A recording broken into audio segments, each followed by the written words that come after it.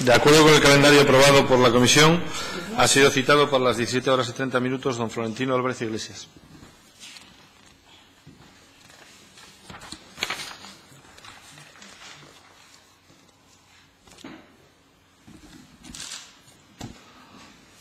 Hola, buenas tardes. Toma asiento, por favor.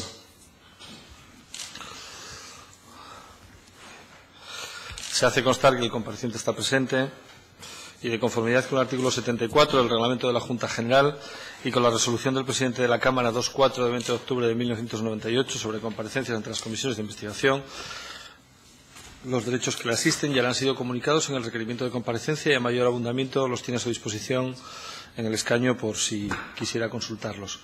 No obstante, si lo desea, esta presidencia puede recordárselos o se da por instruidos. Muy bien. Tal y como se le comunicó, su comparecencia ha sido requerida para que, en su calidad de vicepresidente del Montepío de la Minería, preste testimonio sobre la situación y circunstancias de los hechos objeto de investigación y sobre todo lo que conociera en relación a los mismos desde la perspectiva de los diferentes cargos que ha ocupado o desempeñado en el Montepío en Mutualidad de la Minería, y en especial sobre su participación en la gestión de fondos mineros y, en concreto, los relativos a la residencia geriátrica de la minería de Felechosa. Como también se le comunicó, tiene la posibilidad de efectuar una exposición previa, si así lo desea, por un tiempo de no más de 30 minutos y, seguidamente, los grupos parlamentarios podrán, también por un tiempo de 30 minutos, formularle preguntas con el siguiente orden: Grupo Parlamentario Mixto, Grupo Parlamentario Izquierda Unida, Grupo Parlamentario Popular, Grupo Parlamentario Foro Asturias y Grupo Parlamentario Socialista. Por último, podrá el compareciente intervenir para hacer aclaraciones o precisiones por no más de 5 minutos. La comparecencia se desarrolla en sesión pública, se graba y se publica en el Diario de Sesiones de la Junta General, que podrá consultarse en la página web de esta Junta, a través de la cual pueden seguirse también estas sesiones. ¿Desea el señor Álvarez Iglesias hacer una exposición previa? No. Pasamos, por lo tanto, al turno de preguntas. En primer lugar, le corresponde intervenir al Grupo Parlamentario Mixto, del cual yo soy también su portavoz. Durante este tiempo ostentará la presidencia de la comisión la vicepresidenta, doña Esther Landa. Perdón, si me permite un pequeño matiz. En la lectura que hizo al principio me nombra como vicepresidente, y no soy vicepresidente, soy exvicepresidente desde, si no me equivoco, el día 2-3 de noviembre del pasado año. Para aclarar esa situación, vamos a empezar por ahí. Usted es exvicepresidente, como ha dicho. ¿En qué periodo ostentó la vicepresidencia? Pues, si no me equivoco, desde junio del 2007 hasta principios de noviembre del 2014. Del 2014. Si se puede saber, cuál fue la razón de dejar ese cargo de vicepresidente? Bueno, pues creo que los motivos fueron... yo pertenezco o estaba en representación del cupo de socio protector en el Montepío de la Minería, y el socio protector, en este caso Comisiones Obreras, entendió que, dadas las noticias que estaban surgiendo, deberíamos dimitir de nuestros cargos en la mutualidad y, por consiguiente, y acatando esa decisión de mi organización, aunque no compartiéndola, presentamos la dimisión. Muy bien. Del 2007 al 2014 usted fue vicepresidente. Digamos que en el rango de jerarquía, digamos, del órgano de dirección de la mutualidad, el segundo de a bordo, ¿no? Digamos, el presidente era el señor Postigo, usted el vicepresidente, y luego ya secretario y demás cargos del Consejo Regional. Por lo tanto, usted conoció de primera mano lo que fue el proceso de contratación de la obra de la minería en Felechosa, ¿no? Así es. Bien. Por empezar por el principio, ¿cuándo se da inicio, digamos, a este proyecto? ¿Cuándo empiezan ustedes o cuándo lanzan ustedes este proyecto? Bien, vamos a ver. Cuando nosotros accedimos al cargo, en este caso yo, perdón, voy a en este caso a personalizarlo.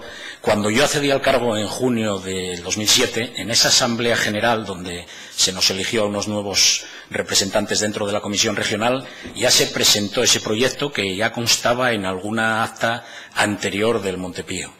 Entonces se presentó ahí y se pidió autorización a la Asamblea General, máximo órgano de gobierno de la mutualidad, para que mandatara o autorizara al presidente a iniciar los trámites para dicho proyecto. El siguiente paso, digamos, en el proceso de construcción fue la selección, digamos, del arquitecto encargado de elaborar el proyecto. ¿Quién eligió al arquitecto? A ver, como le comentaba, como ya venía, digamos, era una cuestión que ya se había tratado anteriormente en la mutualidad, en un principio a nuestras preguntas lo que se nos comentó fue que ya había hecho algún tipo de trabajo menor anterior. Luego pudimos comprobar que no, pero la explicación es que, lógicamente, como una entidad privada no tiene por qué salir a concurso determinadas contrataciones, se escogió la que en aquel momento el Montepío entendió más adecuada y por eso se escogió al arquitecto. Creo que es Manuel Sastre. Pero, bien, entonces, por lo que veo, alguien les dijo que había hecho alguna obra similar, pero luego ustedes... No, similar no. En ningún momento yo he dicho similar. No, he dicho que había hecho alguna menor para el Montepío, cosa que luego se comprobó que no era cierta, pero bueno, el tema de la elección nos pareció, independientemente de la persona... ¿Quién lo propuso concretamente?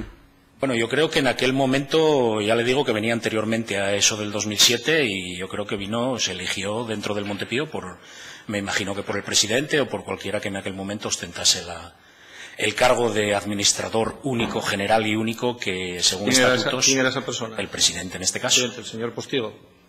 Sí, en aquellos momentos sí. Cuando yo accedí al cargo, el señor Postigo ya llevaba, creo que año y medio ostentando la presidencia. Entonces, ¿el señor Postigo mintió cuando dio esas referencias del señor arquitecto?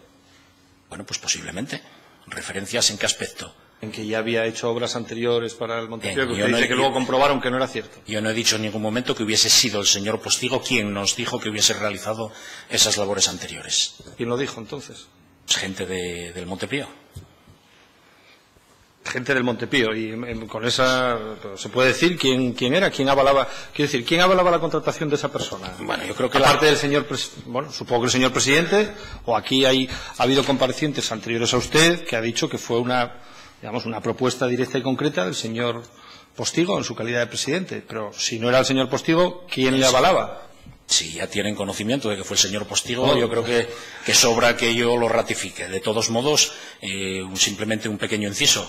El proyecto se presentó y en aquel momento no había ningún tipo de subvención ni nada al efecto. Simplemente fue un estudio que luego, posteriormente, se cambió varias veces para alcanzar lo que fue el proyecto definitivo. Sí, pero hubo algún concurso de proyectos, hubo la posibilidad de que se presentase otro proyecto por parte de otro a lo que es el arquitecto. A lo que es el proyecto no. No, solo fue este arquitecto y los proyectos que él fue, digamos, presentando. Eso es. Y esos proyectos que se fueron presentando, que fueron, digamos, aumentando el volumen de la obra, ampliando a más lo que se quería hacer. No, fue haciendo en principio modificaciones. En principio el proyecto no nació para estar ubicado donde está ubicado, no sabíamos dónde se iba a ubicar, se estudiaron diferentes opciones y al final, bueno, pues se hizo allí, lógicamente, se modificó para asentarse en aquella zona. Ajá. Y yo creo que el arquitecto de todos modos tan malo no fue cuando la obra está ahí y recibió elogios de un montón de gente. No sé, la obra está ahí. Vamos, desde luego yo no me considero con capacidad para evaluar la capacidad, la calidad arquitectónica de un proyecto de estas características. Desde luego yo no estoy evaluando eso. Bien, se elige el arquitecto en función de eso. El siguiente proceso, digamos, que es la contratación, la selección de la empresa constructora que va a ejecutar esa obra. ¿Quién eligió o invitó a las constructoras que se podían presentar a este concurso? Bueno, a las constructoras se abrió un periodo de solicitud de información o de copia del proyecto, creo que fue exactamente, a la que concurrieron, si no me equivoco, 8 empresas, de las cuales presentaron proyecto 5. Pero fue un proceso totalmente abierto. Ya, pero ¿se publicó anuncios en algún sitio? ¿Se hizo alguna...? Bueno, pues ahora mismo no se lo sabría asegurar, pero creo que sí. Yo según la documentación que nos ha presentado el Montepío, las bases en concreto, las bases para la licitación, para el proyecto básico de ejecución de la residencia de mayores, Montepío de Mayores La Minería, esas bases están fechadas el 14 de julio y se establece que la fecha límite para la presentación de las ofertas finalizaba el 8 de agosto. Estoy hablando del 2008. 14 de julio, 8 de agosto. Bien. Teniendo en cuenta que lo definitivo para la adjudicación final de ese proyecto fue un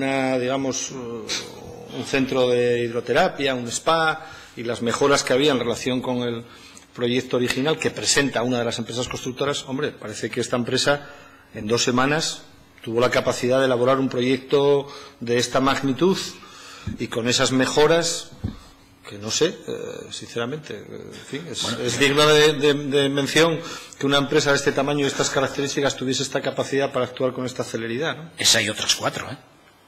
Sí, pero justo esta gana, una de las baremos, si quiere, lo supongo, vamos a entrar luego, pero si es que luego esta gana precisamente por aquella parte que no estaba recogida en el proyecto y que ellos incorporan a más, como digamos una mejor oferta, un añadido, un suplemento al proyecto, con lo cual digo, para ser una empresa que en ese momento tenía 2 trabajadores, hombre, tiene una capacidad de presentar un proyecto mucho más trabajado y mucho más elaborado que empresas, por ejemplo, como Dragados, Constructora San José, Procoin. Dentro de las condiciones, una de las cuestiones que primaba era el que la empresa fuera radicada en Asturias. En aquellos momentos, desde la dirección del Montepío, lo que pretendíamos, no solamente con esta obra, el resto de cuestiones, tanto de contrataciones como de compras que se hicieron, era que todo aquello que se pudiese quedase en las cuencas mineras y si no en Asturias. Y era una de las cuestiones que primaba. Bien. ¿Usted sabía, por ejemplo, que la empresa y el arquitecto eran los 2 de Pola de Lena? Que la empresa era de Pola de Lena, sí, lógicamente. ¿Que el arquitecto también era de Pola de Lena? En el proyecto, sí, también. Lógicamente, al arquitecto, cuando nos presentó el proyecto antes de ningún tipo de oferta, lo conocimos y se identificó como una persona de Pola de Lena. ¿Y usted sabía digamos, evaluaron la solvencia técnica y económica de esta empresa antes de adjudicarle la obra? Vamos a ver, nosotros, la Comisión Regional del Montepío, lógicamente, como ni somos técnicos, ni como usted decía antes, tenemos la capacidad de valorar determinadas cuestiones, lo que hicimos fue crear una comisión técnica encabezada por los servicios jurídicos de la Mutualidad, que nos orientase un poquitín sobre ese aspecto, sobre las valoraciones. De hecho, en las valoraciones no solamente primaba la oferta que la empresa presentaba, se cuantificaban aquellos defectos de obra que pudiese haber y que podrían suponer a posteriori un sobrecoste. Y eso a ver, no sé, probablemente igual algún otro miembro de la comisión le pregunta por eso, pero a mí hay una cosa que me sorprende, ¿no? Que se evalúen los defectos que van a suceder en una obra futura y los sobrecostes que esa oferta va a generar en el futuro. Es que no sé. Es que yo creo que es bien sencillo, y en Asturias tenemos pruebas, por desgracia, de que los sobrecostes estaban a la orden del día. Ahí lo único que se valoró, lo que se valoró fue aquellos defectos que había sobre el proyecto inicial. Había empresas en las que no constaban los movimientos de tierra y, lógicamente, si va a haber casi 3.000 o 4.000 metros de sótanos, los movimientos de tierra se tendrían que cuantificar, ¿no? Pues eso se valoró. Hubo empresas que, pues no sé, por poner un ejemplo, no sé si gracioso, ponía que las ventanas serían de aluminio de no sé qué tipo y tal, pero no contemplaba los cristales. Y muchos políticos visitaron aquella residencia y en cristales solamente allí hay un dinero. O sea que... No, que hay un dinero que está claro. Pero quiero decir, a la hora ¿usted considera que el baremo fue un baremo hecho a la carta? Vamos a ver, yo creo que los lunes la quiniela la acertamos todos. Entonces, en aquellos momentos, y dado lógicamente la confianza que existía en el resto de la Comisión Regional y desde luego en la Comisión Técnica, que fue quien nos expuso todas esas valoraciones que estamos comentando anteriormente, pues lógicamente yo en aquel momento, pues no, para nada, absolutamente para nada.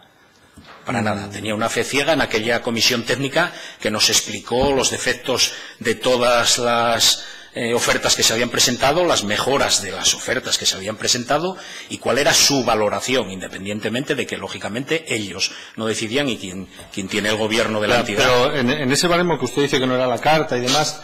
Yo no he dicho que no sea la carta, perdón. He dicho que le he preguntado si usted considera que el baremo... En aquel momento no, desde luego. ¿Y ahora considera que sí?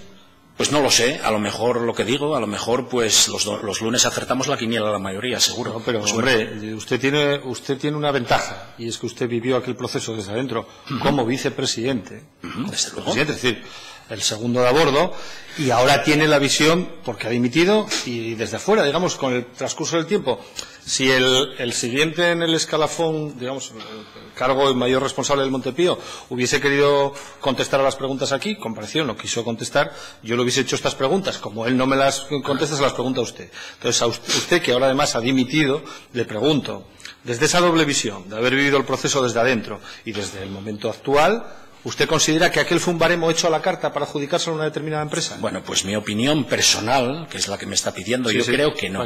Y de hecho, yo tengo que, desde luego, romper una lanza en favor de la empresa constructora, independientemente de que yo no tengo ningún tipo de relación con ella, desde luego, pero tengo que romper una lanza en su favor porque, como mucha gente, no solamente yo, mucha gente en Asturias y fuera de Asturias dijo, el proyecto está ahí, la residencia se construyó, se anticipó en tiempos, en una serie de calidades y de mejoras que yo creo que la hacen muy singular y bueno. No, pero sí, eso es otra cuestión. Pero hablando del baremo, estamos hablando del baremo. En el baremo, el 45% de la puntuación, el 45% de la puntuación se refiere a mejoras y soluciones técnicas en un centro de hidroterapia que no venía contemplado en el proyecto. Si ustedes lo que querían hacer era una residencia geriátrica para disfrute, digamos, de los jubilados, de las personas, digamos, de la minería, ¿le parece razonable que la mayor puntuación se ofrezca a un centro de hidroterapia y de tal, que no venía ni siquiera contemplado en el proyecto, que se incorpora por esta empresa como mejora y solución técnica?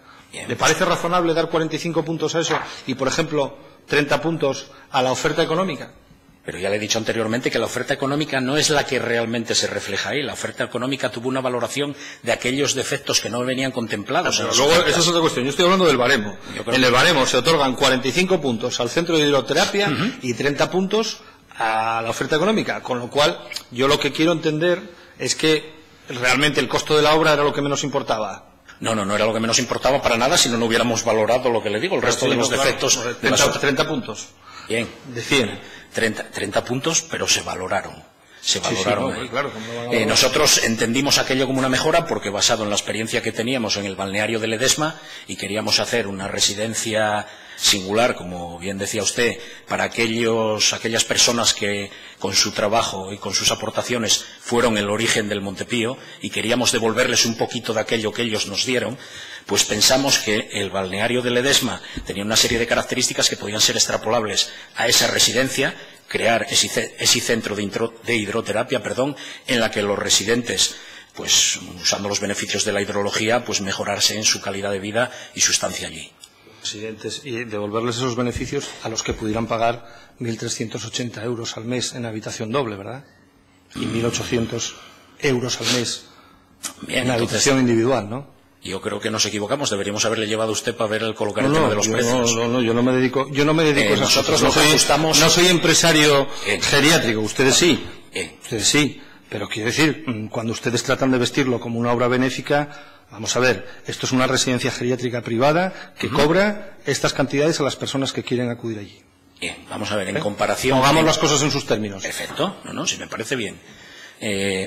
Nosotros recogimos lo que publicaba el Boletín Oficial de la Provincia, los costes de plazas geriátricas en Asturias de todos los geriátricos privados, más lo que gestionaba el ERA.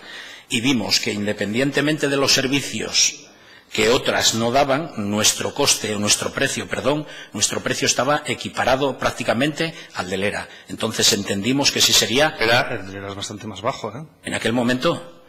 Bien, de hecho, posteriormente... ¿Tienen alguna plaza, tienen ahora o han tenido en algún momento alguna plaza concertada con el ERA? No, ninguna. Nunca. Ni hemos tenido.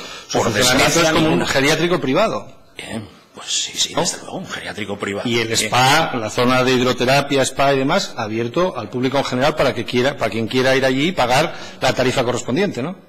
En unos horarios reducidos porque, repito, y no tiene nada que ver, el uso público sí también se lo cedemos a los escolares de Flechosa y lo hemos cedido a muchos colectivos sin ningún tipo de coste, porque pensamos que lo que queríamos era una residencia abierta y los residentes no pagan un plus por el uso de esa zona de hidroterapia, al contrario. Quiero decir, ¿ha tenido éxito ese geriátrico entre el colectivo de los jubilados de la minería?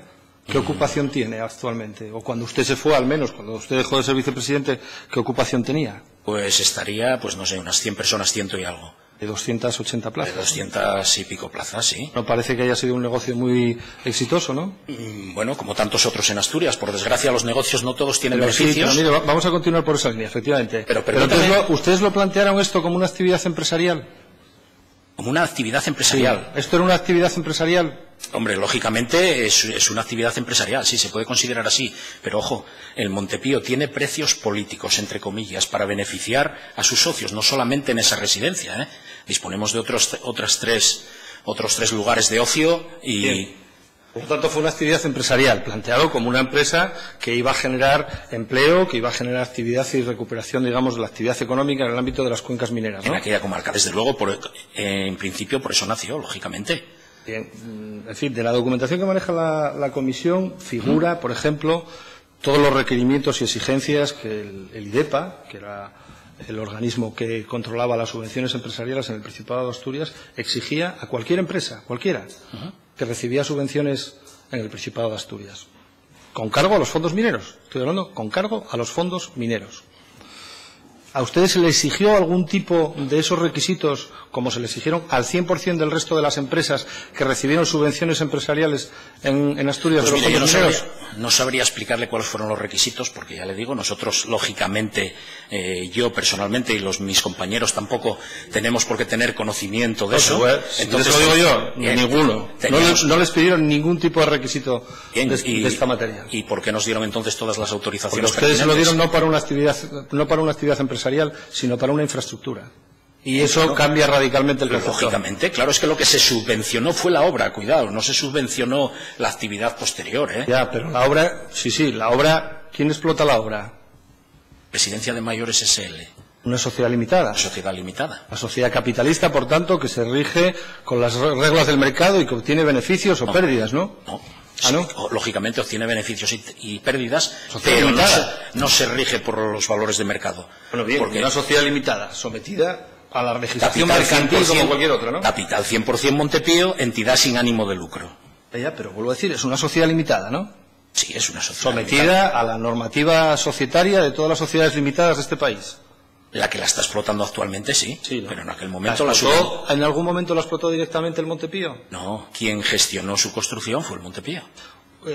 ¿Quién gestionó fue el Montepío? ¿Quién encargó el proyecto? El arquitecto. Perdón. El matiz, una vez que se aprobó la empresa que digamos, iba a realizar la obra, además lo que se pidió fue una obra llave en mano para que el Montepío no tuviese absolutamente nada que ver en todo el proceso de construcción ni el proceso posterior. Y se pidió que, por eso está reflejado en contrato, que en el momento que se nos diese la obra, se pudiese entregar, al día siguiente pudiesen entrar ellos los residentes. Ya, pero yo le pregunto, ¿quién encargó el proyecto al arquitecto? ¿Quién fue el promotor de la obra y encargó el proyecto al arquitecto? El Montepío de la minería. No es lo que dice el proyecto ni lo que dice el Colegio de Arquitectos, porque aquí pone que el complejo residencial de Mayores La Minería, el modificado B, proyecto básico de ejecución, promotor, residencia de Mayores La Minería S.L. Esto está avisado en el Colegio de Arquitectos. Bien, hubo 2 o 3 defectos en esa línea que posteriormente fueron modificados, ¿eh? Bueno, pero yo digo quien visó el proyecto, si luego lo modificaron, no sé por qué razones, yo digo quien visó el proyecto y quien solicitó la autorización y quien figura como promotor, y lo dice así, además, el señor Manuel Sastre Fernández, arquitecto, es Residencia de Mayores La Minería S.L. Bien, y Ustedes constituyeron esta sociedad unos meses antes de iniciar esta obra. Para la explotación de esto, pero que aparte de la explotación también fue la encargada de encargar el proyecto. Repito, hubo una factura que se giró a nombre de Residencia de Mayores S.L. y en su momento, cuando el Montepío se apercibió, digamos, de ese error, entre comillas, se modificó y hay una factura posterior y unas documentaciones posteriores en las que viene todo facturado a nombre de Montepío. ¿Quién le pagó el proyecto al arquitecto? ¿Quién le pagó el proyecto? Hombre, pues supongo que Montepío de la minería. ¿O Residencia de Mayores La Minería S.L.? Bueno, no sé si usted tiene la documentación, dígame. No nos la ha mandado el Montepío, se la hemos pedido, pero no nos la han querido mandar. Bueno, pues los servicios jurídicos de la entidad opinaban que no se debía dar determinada documentación, y lo cierto es que en parte deben tener razón, porque parte de lo que se envió se filtró a la prensa estos días pasados, o sea que... Ya, pero bueno, no sé lo que se filtró a la prensa. Yo lo que le digo es que nosotros estamos aquí de alguna manera comprobando la regularidad o no de la inversión de 30 millones de euros de dinero público, 5.000 millones de pesetas de fondos mineros que ustedes gestionaron, y se niegan a darnos la documentación básica, es decir, el contrato, las facturas que se libraron. Esa es la cuestión, ¿no? Para que nos entendamos todos. Esa es la cuestión. Pídaselas al Instituto del Carbón, las tiene todas, absolutamente todas. Todas las certificaciones, todas las facturas. Bueno, se las pido a ustedes. Si me la quieren dar, me la dan. Y si no, me dicen, oiga, no, vaya a pedirlas a otro lado. La contestación del Montepío es que se las pidamos a la empresa constructora, al CEO de los Caballeros SL. De todos modos. Se las pedimos a ustedes, porque ustedes fueron beneficiarios. No, beneficiarios de 30 millones de euros. Beneficiarios de 30 millones de euros, ¿es consciente de eso, no? Sí. De fondos mineros, lógicamente, de fondos públicos, que están totalmente justificados, absolutamente justificados, y la contabilidad está ahí, es pública, está en el registro mercantil, tienen ustedes copias, seguro. El Montepío no falta ni una sola peseta. Yo le preguntaba antes por la empresa, le preguntaba, ¿alguien se ocupó de evaluar la solvencia técnica y la solvencia económica de esa empresa antes de contratar con ella? Usted me ha dicho... Se encargó un plan de viabilidad tanto de la empresa al CEO de los Caballeros, lo digo. Estoy diciendo, se encargó un plan de viabilidad tanto de la construcción como de la explotación. Y los técnicos nos dijeron que adelante, y bueno, pues ahí está.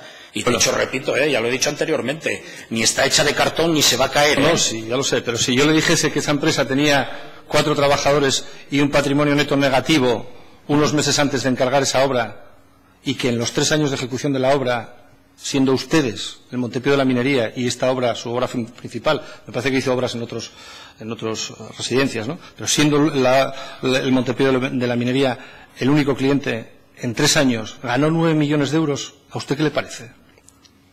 Mire, le voy a decir una cosa, yo creo que hay que alabar la gestión de esa persona, mire. Sí, alabarla. Sí, sí, porque con dos albañiles hizo una obra de 17 metros cuadrados a la que no le falta ni una sola baldosa. Que ha sido una gestión empresarial brillante. Comparándola con el Luca, no tiene ni una gotera, pues mire usted. Una gestión empresarial brillantísima que seguramente que se estudiará en las escuelas de negocios. Efectivamente, una empresa de 4 trabajadores consigue esos beneficios. El problema es que ese dinero, esos 9 millones de euros de beneficios, ¿sabe de dónde salió? Sí. De los presupuestos generales del Estado. Y si en vez de ser esa empresa fuese otra de las otras, los beneficios... No sé, yo estoy hablando del caso concreto, de hechos concretos, no estoy hablando de futuribles. Digo, esos 9 millones de euros salieron del presupuesto general del Estado. Por eso le pregunto a usted, que hicieron de intermediarios para que esa situación se produjese, si eso le provoca alguna reflexión o no. Simplemente no, oye, felicito al empresario, muy bien, ha hecho una brillante gestión, a correr, ¿no? No, es que no lo digo yo solamente, Hay noticias de prensa en que presidentes de este Principado de Asturias... Bueno, yo se lo pregunto a usted. Elogian, y además, ¿por qué no? Si me permite, se lo voy a leer. El presidente del Principado de Asturias expresó su felicitación a los promotores y actores que han hecho posible el carácter muy especial y la singularidad del proyecto. Afirmó que el de la residencia de Felechosa... Singulares sin duda. Que el de la residencia de Felechosa es un ejemplo de cómo un buen promotor, con un buen proyecto, con una buena dirección de obra y con un buen contratista, se llega a un buen fin y se cumplen los plazos. Una fórmula que calificó de buen ejemplo a imitar. Bueno, bien, pues oiga, yo le estoy preguntando, yo le estoy preguntando a usted, ¿vale? Porque usted estaba en el núcleo dirigente de quien dirigía esto. Por cierto, el 13 de marzo del 2009, usted está en la reunión del Consejo General, Comisión Regional, disculpe. En la Comisión Regional que adjudica la obra al CEO de los Caballeros, ¿verdad? Sí. Bien, usted estaba en esa reunión. ¿Puso alguna objeción al respecto de esa adjudicación? No, lo que hicimos fue varias preguntas sobre eso, el porqué de determinadas valoraciones de defectos de obra de otras y demás, y el porqué hubo varias consideraciones sobre las empresas que se presentaban. ¿Y usted recuerda estas manifestaciones? Le leo literalmente el acta, usted era vicepresidente, y probablemente lo recuerde, que dice textualmente: por otra parte, el señor Postigo dice que para que el proyecto pudiera beneficiarse de los fondos mineros hubo de modificarse algunos de los parámetros establecidos a través de reales decretos que están pendientes de aprobación definitiva. Esto se hizo posible gracias al acuerdo de tirar adelante por este proyecto tanto la Administración Central, la Administración del Principado de Asturias y los sindicatos mineros. Bien. Por lo tanto, sí, lo recuerdo perfectamente. Recuerda perfectamente, bien. Sí, perfectamente. Por lo tanto, en el 2009, el 13 de marzo del 2009, con la legislación que existía en aquel momento, ustedes no podían asegurar que esa obra se podía financiar con cargo a los fondos mineros, ¿no? Vamos a ver, en aquellos momentos posiblemente no, pero hay una cuestión que yo creo que además que debo matizar y que es muy clara. A principios de ese año ya estaba establecido un borrador de modificación de ese Real Decreto. Ajá. Y había un borrador de modificación de ese Real Decreto que modificaba no exclusivamente para el Montepío, para varias empresas en Asturias, para incorporar determinados municipios mineros que habían quedado fuera de la anterior comisión regional, en la mesa del carbón y demás, para varios tal. Y ya existía ese borrador.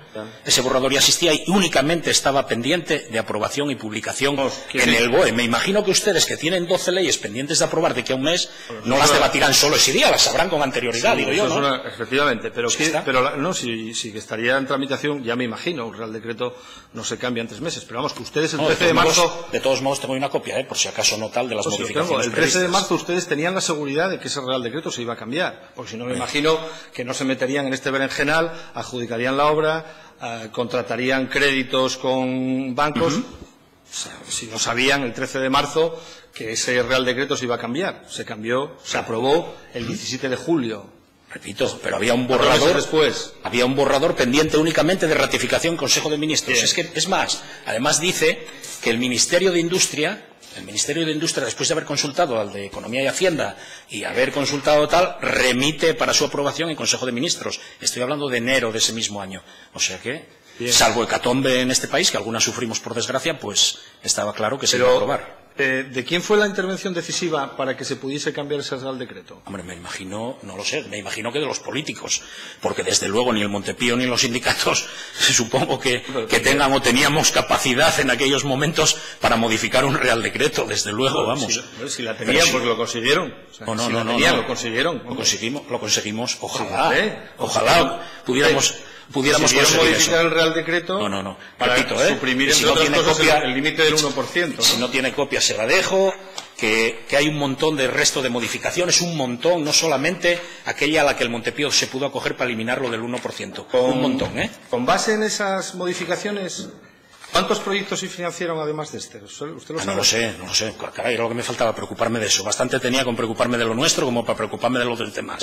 Es que según las informaciones que nos han remitido es el único que se hizo con esa modificación.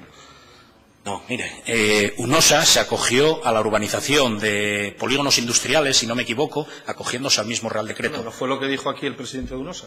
No lo sé, es lo que en su momento creo entender que publicó la prensa, ¿eh? Yo creo que se acogió a eso UNOSA. De hecho, salió publicado en la prensa. Lo que me digo es que la supresión de la barrera del 1% del total de los fondos para infraestructuras, este fue el primero que se aprobó con posterioridad. A continuación, el primero que se aprobó ya estaba aprobado anteriormente. Fue el primero que se acogió. El proyecto ya estaba aprobado. El 1%. Ajá. Pero yo le digo una cuestión, mire, de ese Real Decreto hay una parte que no se modifica. Efectivamente, ese límite del 1%, de la posibilidad de destinar el 1%, pero hay un artículo que no se modifica, que es el artículo 2 del régimen de las ayudas, que no sé si usted lo conoce. Pues no lo conozco en profundidad el Real Decreto, y lógicamente lo único que he leído son las modificaciones que a nosotros nos interesaban. El resto... pero yo le digo una cosa que yo creo que sí les debería haber interesado en aquel momento. Dice, el artículo 2, apartado 2, dice, solo excepcionalmente estas ayudas podrán concederse a entidades sin ánimo de lucro, a condición de que dichas entidades sean de reconocido prestigio y actúen en el ámbito de la minería del carbón, y de que las ayudas se trasladen íntegramente a beneficiarios finales no empresariales. ¿Vale? Se trasladen íntegramente a beneficiarios finales no empresariales.